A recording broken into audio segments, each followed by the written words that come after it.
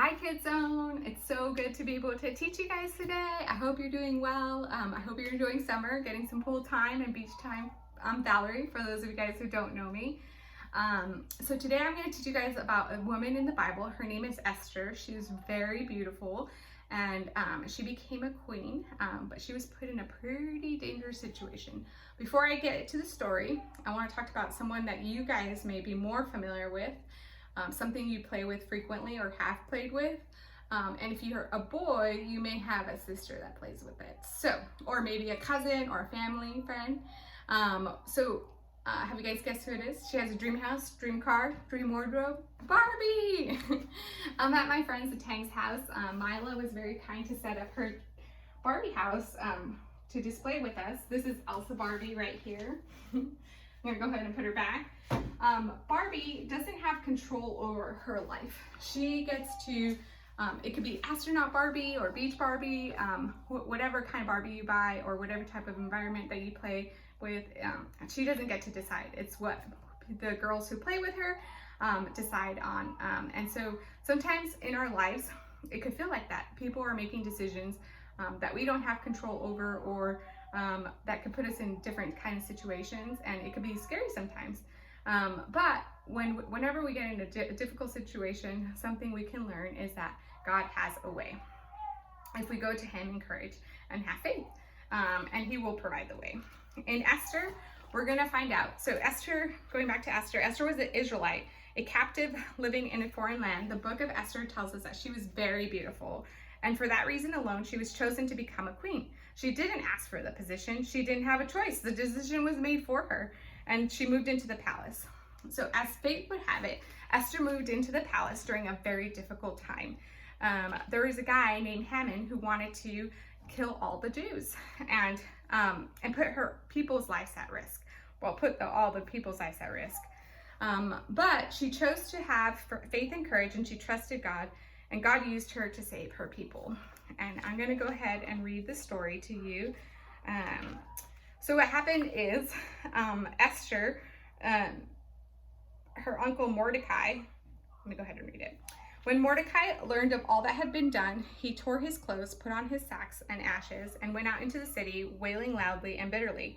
But he only went as far as the king's gate, because no one clothed in the sackcloth was allowed to enter, in every province to which the edict and the order of the king came. There was great mourning among the Jews, with fasting, weeping, and wailing. Many lay in sackcloth and ashes. When Esther's eunuchs and female attendants came and told her about Mordecai, she was in great distress. She sent clothes for him to put outside of his sackcloth, but he would not accept them.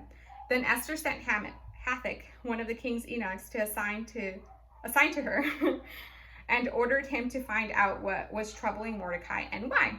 So Hathach went out to Mordecai in the open square of the city in front of the king's gate. Mordecai told him everything that had happened, including the exact amount of money that Haman had promised to pay into the royal treasury for the destruction of the Jews.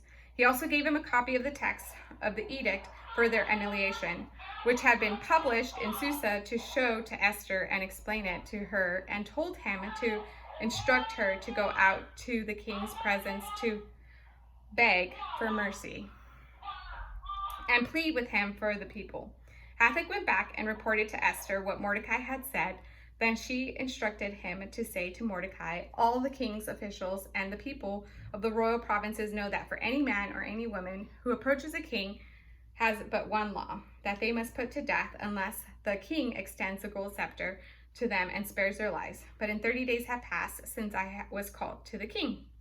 When Esther's words were reported to Mordecai, he sent back this answer: do not think that because you are in the king's house, you alone of all the Jews will escape, for you will remain silent at this time. Relief and deliverance from the Jews will arise from another place, but you and your family will perish. And who knows but that you have come to your royal position for such a time as this. Then Esther sent the reply to Mordecai, go gather all the Jews who are in Susa and fast for me. Do not eat or drink for 3 days, and night and day, and I and my attendants will fast and as you do. When this is done, I will go to the king, even though it is against the law, and if I perish, I will. On the third day, Esther put on her royal robe, stood in the inner courts of the place, in front of the king's hall. The king was sitting on his royal throne in the hall facing the entrance. When he saw Queen Esther standing in the court, he was pleased with her, and he held out to her the gold scepter that was in his hand. So Esther approached and touched the tip of the scepter. So we find that the story ends well for Esther, but she had to have courage and faith to stand up for her people during this time. She had to choose to listen to Mordecai, obey, and be able to go to the king in order to save the people. And so I hope that whenever you guys face a challenging time, a time that you may not understand why things are happening, that you can go to God and ask him to provide a way for you. Have a good week. Bye.